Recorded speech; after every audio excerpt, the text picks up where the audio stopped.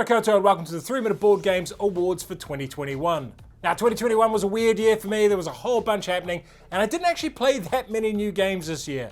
A lot less than I had in the previous 2 years. Now if you're unaware of our saga, I've covered it in other videos up here, like this one, but to cut a long story short, baby, surgery, moving house. Lots of stuff going on.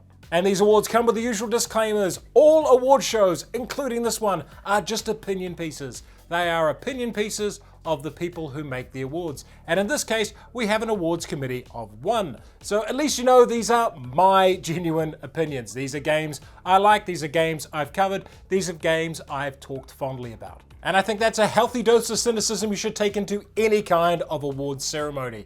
From the Spiel des Jahres right through to the Oscars and other big award shows. They're just an opinion of some people. And with that jaded note out of the way, let's get to the awards. Foundation games are a term I use to describe games that are excellent for people just getting into the hobby. They provide that step from games like Monopoly and Cluedo into hobby gaming games. And this year's Foundation Game of the Year is Canvas. Canvas is both a beautiful game that when you put it on the table, it catches people's eyes and makes people go, ooh, what's that game about? As well as a game with some very simple but very clever mechanics in it. The scoring system is tight and you have to make a lot of decisions in a small space of time. But the decisions themselves aren't overwhelmingly complex. The rules are easy to learn. It's just mastering them that takes a little bit of time. And it's this combination of things. How easy it is on the eye, how wonderful it looks set up. The simplicity of the rules, yet the fact that there's some meat in there when you start playing that make Canvas a fantastic foundation game. Canvas is also my small box game of the year, and it's right on the cusp of what I would consider a small box. I nearly gave it to another game, but Canvas just pipped it at the end. I'm kind of stretching the definition of a small box here, even though Canvas does have a pretty small box and it is quite portable. But it was such a compelling, unique, and fun game that I think it deserves being a Foundation Game Award winner, as well as a Small Box Game Award winner as well. There's a hell of a lot of game inside Canvas, and it's all really well arranged. And it's living proof that games that are pretty and come with a cosmetic sort of element don't have to be rubbish. Canvas is both wonderful to look at, but still has enough game that I feel like I'm playing a proper game. And yes, that is a criticism of some other games I have played this year. Board games are constantly evolving. It's one of the things I love about the hobby is games come out that do something different. Games come out that take an approach on something that's just a little unusual, a little weird, and you go, huh, why didn't someone think of this earlier? And it's those cases where I like to put a shout out to a game for its innovation. Now, I nearly gave this to Canvas, but the idea of combining things has been done in a game like Mystic Vale before. And it wasn't until the very last game I reviewed before making this video that I actually came up with my winner, and that is The Adventures of Robin Hood. And the innovative part of this is the board, how the board works, like an advent calendar, someone mentioned in my comments. The idea that the board has these little pockets that can be picked out, flipped around and rearranged to change the nature of the board and change the story that's happening on it. It creates a legacy type environment without it being a legacy game. It can be reused over and over again, and it's just fun. It's just a fun aspect of the game to go, oh, what's in this clearing? Flick over the thing and you discover something there. And it gives me a sense of wonder and discovery while playing the game. And for me alone, that idea of having the board that flips and evolves, it brought out a little bit of a childlike glee in me. Like I was playing a pop-up book or something like that, where you're, for the first time, you discover that the book can change. And that's just cool. I don't know if other games have done this in the past. This is certainly the first time I've seen it executed, and it was executed really well.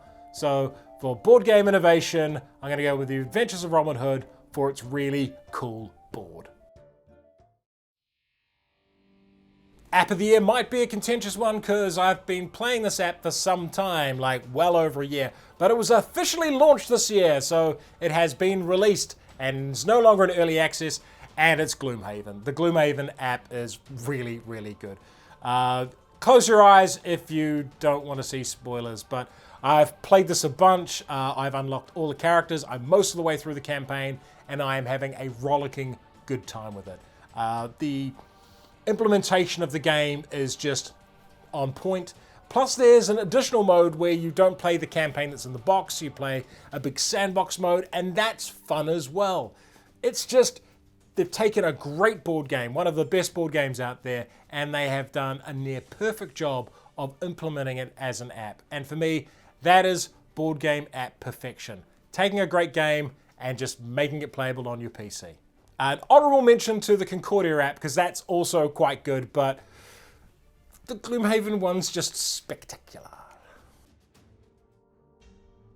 We have another double winner here with the best New Zealand game and the best solo game. And this was a tricky one because I didn't actually realize this game technically came out in 2021 until recently, because it's one of the few games that I've covered on Kickstarter. So for me, this game happened quite some time ago, but it's only just got to people last year, and that is Hadrian's Wall.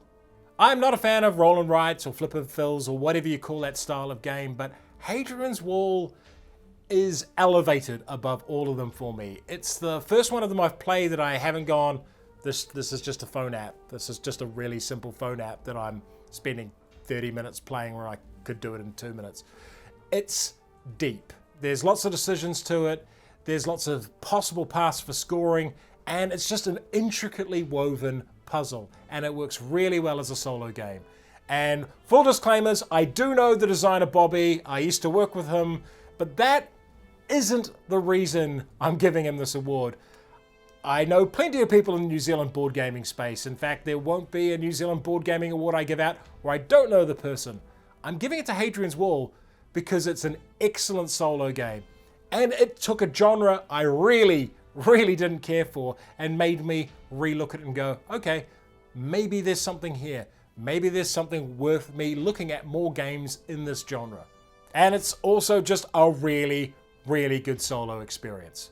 So if you are a solo gamer and you haven't already checked out Hadrian's Wall, give it a go. Every year on our Patreon, we run a poll on games that have been covered on the channel and which one the patrons think was the game of the year out of those games. Now that does exclude some games that we haven't got around to covering, but them's the rules. And this year, the vote came down to a very close finish between two very similar games. They're both worker placement games that have an element of deck building to them. And the runner-up is Lost Ruins of Arnak, which obviously means for anyone who knows this subgenre, it's Dune Imperium.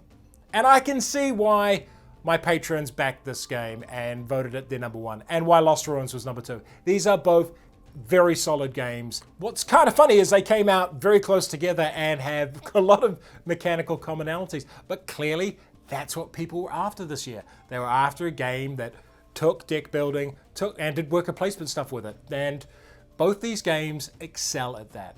And I know people who absolutely love these games. I'm not quite so sold on them myself. I think they're both good games. If the channel gave out a silver medal, I would have given silver medals to both games because I think they're good. I'm happy to play them, but they don't light my fire. But that's why we have a Patron's Choice Award, so people can overrule me and tell me, no Jay, you're wrong. Dune Imperium should be the game of the year. And now we're down to the final two games, the Best New to Me game and the Game of the Year. And this was actually a bit of a higgledy-piggledy, judgedy-pudgedy thing going on here because I kind of could have swapped these around a little because both of them are not technically new games. They're both re-implementations or new editions of old games. But I had not played Tyrants of the Underdark before, so it gets the Best New Game to Me award. Tyrants of the Underdark, it's another deck building game with an element of other stuff happening. In this case, it's area control. And this is a new edition that's come out from Gale Force 9 this year. The original game came out in 2015 and was also quite popular. Tyrants of the Underdark does what Dune Imperium and Lost Ruins of Arnak does. That is, it gives the deck building a focus to do something. In this case, it's to fight battles on a board and to take control of various places in the Underdark. And that resonated with me a lot more than the worker placement aspects in Lost Ruins and Dune Imperium. Tyrants of the Underdark is just a very clever game. You always have stuff to do. It gets really tight towards the end, and it's got some really clever little mechanics in it around the deck building. If you are a fan of deck building, but you do want one of those games where it's not just scoring points Dominion style, you want to do something with the deck you've constructed, and Dune Imperium and Lost Ruins aren't necessarily for you, check out Tyrants of the Underdark. It's my best new to me game this year. And then we get on to the final one, the best game of the year, which is a remake of a game I consider a bit of a modern classic. That game is Battlestar Galactica, and the winner of this year's Best Game Award is Unfathomable. Now, is Unfathomable standing on the shoulders of giants in my opinion? Absolutely! If Battlestar Galactica wasn't as fun as it was, there's no way that Unfathomable would exist. But Unfathomable does exist, and it's an excellent modernization and re-implementation of a game that is never coming back. We're never going to see Battlestar Galactica again. Just say goodbye to it. Unfathomable is the game we get to play with those cool mechanics. And I think there's no shame in accepting a reprint or a reimagining of a game as the best game of the year if you think it is the best game on offer this year. And for me, that's hard to argue with. Battlestar Galactica is one of my top 5 games of all time. I have played it to death. Unfathomable presents essentially the same experience, but you don't have to go hunting for it in secondhand stores or pay exorbitant prices for the expansions. You can just pick up the box now. And it's given a whole new generation of players the opportunity to enjoy a game that I have absolutely loved. And that to me is a powerful statement. It says that just because a game's IP has been locked away because of lawyers and all that kind of carry on, the mechanics can still be rebranded, reorganized, and repackaged into a way that can resonate, that can work, and that can still entertain. And if people out there have a quarter of the fun with Unfathomable that I've had with Battlestar Galactica, they'll absolutely get their money's worth from it. Now, a reminder that 3 Minute Board Games doesn't do paid content, and what that means is we exist solely off YouTube ad revenue, a little bit of money from Miniature Market, and our Patreon support. We don't do puff pieces, we don't do marketing by stealth, and we certainly don't do paid previews that are just ramming a product down your throat. If you want legitimate, independent board game reviews, you should really consider supporting a channel like 3 Minute Board Games. Specifically supporting 3 Minute Board Games would be ideal, but there are others out there doing what we do who don't rely on paid content. Because our purpose is to provide an independent, consumer-oriented view of games. I'm a buyer and a collector. I'm not paid to market these things to you. And if you want to keep this independent voice going, consider supporting us. And if you enjoyed this video, hit the notification button, like, share, and subscribe to the channel, and leave me as many comments as you want below. Take care.